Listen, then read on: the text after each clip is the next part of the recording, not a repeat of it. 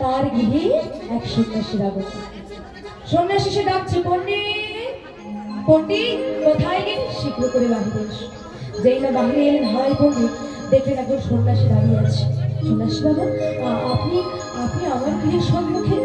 সঙ্গে সঙ্গে সন্ন্যাসীরা বললেন, শোনো পণ্ডিত, আমার মনে বড় বাসনা, আজ আমি তোমার গৃহে প্রসাদ আমি তাই ভাবি। আনন্দ হচ্ছে না, মনে মনে চিন্তা করছে, বহু ভাগ্যের পুণ্যের ফলে সাধুগুরু আসে গৃহ আছে, আমার তো আনন্দের সীমা নেই।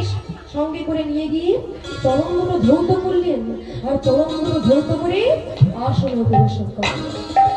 বসতে নিয়ে গৃহের মধ্যে গিয়ে ডাকছে, পদ্মা ও পদ্মা, শোনো পদ্মা, আজ বহুজন্মের সুকৃতির ফলে আজ বৈষ্ণব এসেছে আমার গৃহে, সে আমার গৃহে মধ্যাহ্নে সেবা চায়। যা পদ্মা, ওনার সেবার জন্য আয়োজন করে।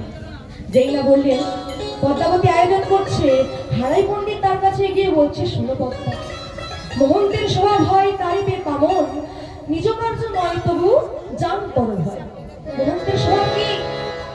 বামনজিকে উদ্ধার করা, আমাদের মতন পাষণ্ডকে উদ্ধার করা, এটাই হচ্ছে মহন্তের কাজ। তারা নিজেদের কাজের জন্য, নিজেদের উদ্ধারের জন্য আসে না দাঁড়িয়ে দাঁড়িয়ে, তারা আসে আমাদের উদ্ধারের জন্য। তা মহন্তের সেবা দিতে হবে, তুমি আয়োজন করো। আয়োজন করলেন পণ্ডিতের সংসার, আগেই বলেছি দরিদ্রের সংসার, বেশি কিছু তো ছিল না, যা কিছু ছিল রন্ধন করে সেবা দিল।